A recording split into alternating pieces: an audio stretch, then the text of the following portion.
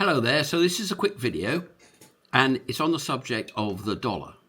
Now, there's a lot of stuff written about the dollar and how it's going to collapse and how it's going to all go horribly wrong and how we're going to get hyperinflation in the US and how the dollar is going to go extinct and etc, etc, etc. I mean, every other video on YouTube is about the death of the dollar. Now, I remember when I was a kid, there was going to be the death of the dollar. And I mean a really young person. I mean, sort of 10.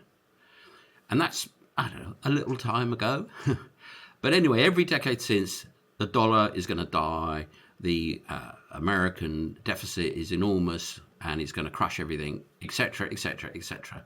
And it didn't happen. And frankly, if you think it's going to happen sometime soon, you probably want to hang up on this video now. It's not going to happen. However, the dollar is strong, the dollar is high, and the dollar's going to come down. The dollar's going to come down because the Trump administration want to have a balance of payment surplus probably, but at least a neutral balance of payment. And for that, you have to have a weaker dollar. On top of that, they want lower interest rates. That's a weaker dollar. They probably don't mind having a bit of inflation because that helps build economic activity. So it's going to be a weaker dollar. So you could be looking at 10, 15, 20% weaker dollar. And when you look at the historical position of the dollar against, say, the yen or even the euro, sterling, the dollar is really strong. I mean, the yen was almost 1-to-1 with the dollar. Not 1-to-1, 100 yen to $1. It's 150 now. So in comparison with the yen, which is a fantastic currency, Japan has a fantastic economy. Don't believe them when they say otherwise.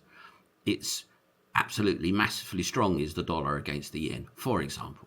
The reason why the dollar is going to come down and come down quite a bit is because the dollar is too strong.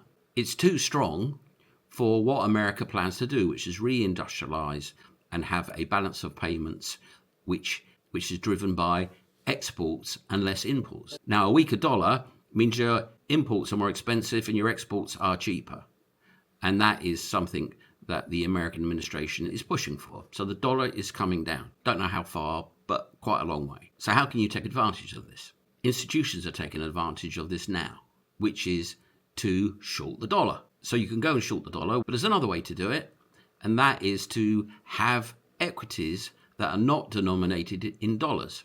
So for example, if you had Ford in your portfolio, you might sell some of that and buy Toyota, because Toyota is denominated in yen, and when the dollar comes down, the yen's going up.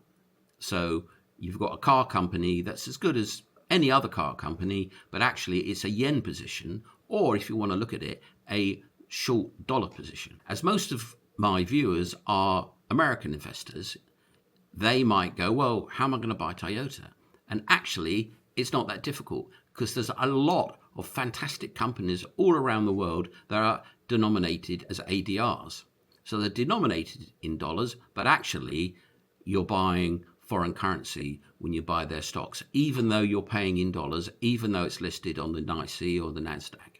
So the way to go is, if you think the dollar is going to curl up its toes and fall heavily, which I believe it will, but not too heavily, but a lot of you out there will think that the dollar is absolutely going to crash. The way that you can go short, if that's the way you want to see it, is to actually buy ADRs of great companies that are denominated in other currencies. You would flip your Ford into Toyota, for example. You would flip your American cigarette company, Altria, isn't it, into BAT, which is an English company that does tobacco. And likewise, you would flip your Verizon, God forbid, into Vodafone. So you'd be going from your stocks, your diversified portfolio of great companies, paying dividends and whatever your dynamic is, that are denominated in dollars, you would be flipping into alternatives that are denominated in foreign currencies. So you are now essentially long equities, which you are anyway, but now short dollar. And that is actually what's going on in the UK right now. Institutions in America are buying UK denominated equities that are similar to American ones, while they come out of the American ones and go into non-dollar denominated equities. And that's pushing the FTSE really hard. And I think the British index is going to run a long, long way, because a lot of institutions and individuals who want to be short of dollars but long at equities will come out of US equities and go into international equities in the same segments and sectors that they were in US denominated equivalents. So that's the idea. US listed ADRs for coming out of dollars and into foreign currencies if you feel the dollar's going to fall. And I think it's going to fall.